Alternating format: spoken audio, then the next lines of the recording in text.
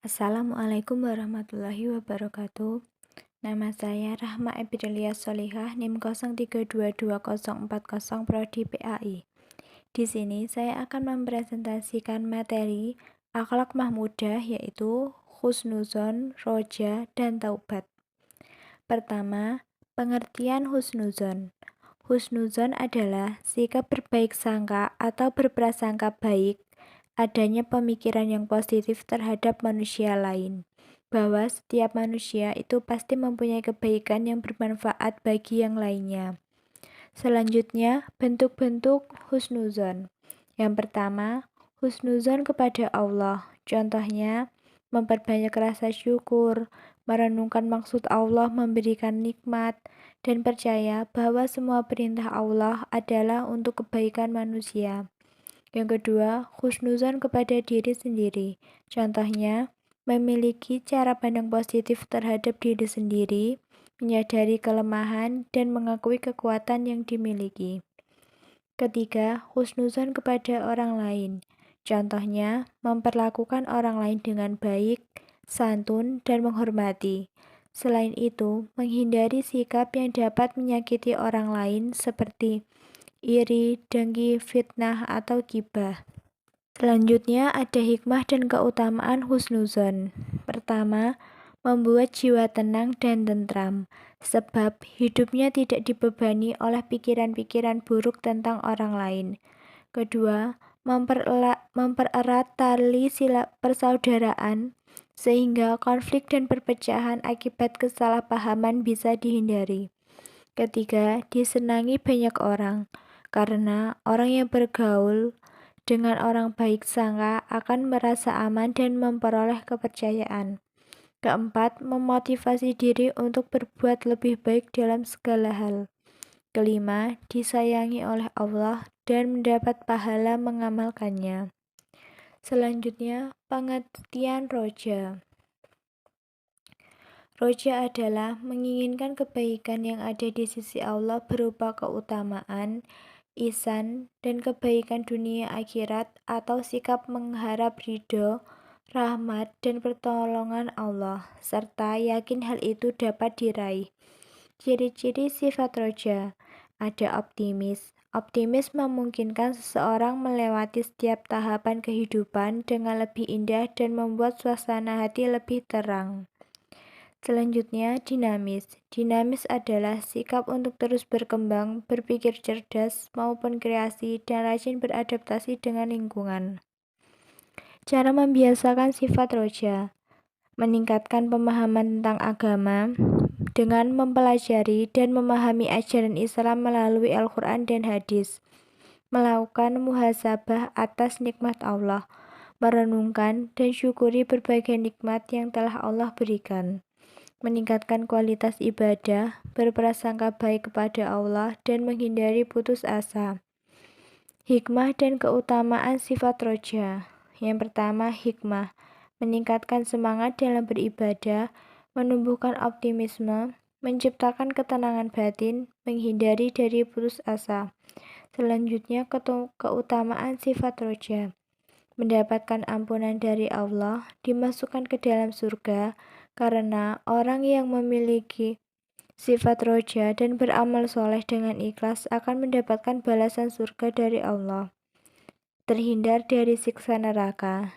Dengan sifat roja, seorang mukmin akan selalu berusaha menjauhi perbuatan dosa dan maksiat.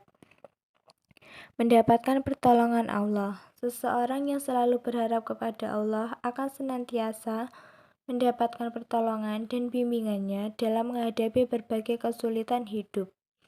Selanjutnya, pengertian taubat. Taubat adalah upaya untuk kembali taat kepada Allah dan meninggalkan perbuatan dosa. Dengan ikhlas bertekad kuat untuk tidak mengulanginya dan memperbaiki apa yang mungkin bisa diperbaiki kembali dari amalnya. Dasar taubat. Yang pertama, menjauhkan dari pertolongan Allah karena Allah hanya akan menolong hambanya yang taat. Dilihat dalam Quran Surat Hud ayat 44. Selanjutnya, membuat hidup tidak berkah atau tidak berdaya guna dan tidak bermanfaat. Dalam surat Al-A'raf ayat 96, membuat rusak lingkungan hidup dan penderitaan. Dalam surat Ar-Rum ayat 41, membuat hati menjadi keras sehingga sulit untuk menerima. Syarat taubat.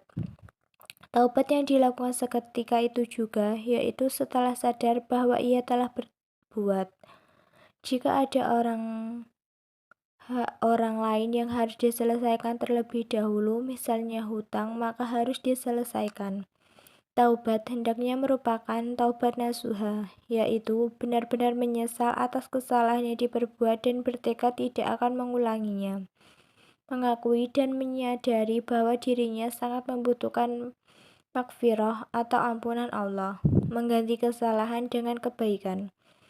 Di samping itu, ada beberapa amal ibadah yang apabila dilakukan akan menghapus atau melebur dosa kita, antara lain wudu, sholat fardu dan sholat Jumat, sujud dalam sholat, puasa Ramadan, sholat tarawih, ibadah haji dan umrah, tasbih, tahmid, takbir ba'da sholat, sabar dalam penderitaan, menziarahi dan mendoakan orang tua. Selanjutnya, hikmah dan keutamaan taubat. Orang yang bertaubat akan sadar bahwa ia tidak sempurna dan bisa berbuat kesalahan. Karena itu, bisa menimbulkan sikap hati-hati dan tidak gegabah. Orang yang bertaubat tidak mudah melakukan kesalahan lagi, karena sudah tertanam dalam hatinya penyesalan. Orang yang bertaubat, hidupnya akan dipenuhi dengan amalan yang besar, akan menghadapi masa depan hidup yang akan dijalaninya. Orang yang bertaubat memiliki kesempatan besar untuk mendapatkan surga Allah. Orang yang bertaubat akan mendapat rahmat dari Allah. Orang yang bertaubat akan bersih jiwanya dari dosa dan sifat buruk. Orang yang bertaubat akan terhindar dari azab Allah. Selanjutnya ada doa taubat. Yang pertama, doa taubat Nabi Adam. Dalam Quran surat Al-A'raf ayat 23, doa taubat Nabi Ibrahim, Quran surat Al-Baqarah ayat 128, doa taubat Nabi Yunus, Quran surat Al-Anbiya ayat 687, doa taubat untuk diri sendiri, orang tua dan kaum muslimin, Quran surat Ibrahim ayat 41, doa taubat untuk diri sendiri, orang tua, mukminin, mukminat yang masuk ke rumah, Quran surat Nuh ayat 28. Sekian presentasi dari saya, semoga bermanfaat. Wassalamualaikum warahmatullahi wabarakatuh.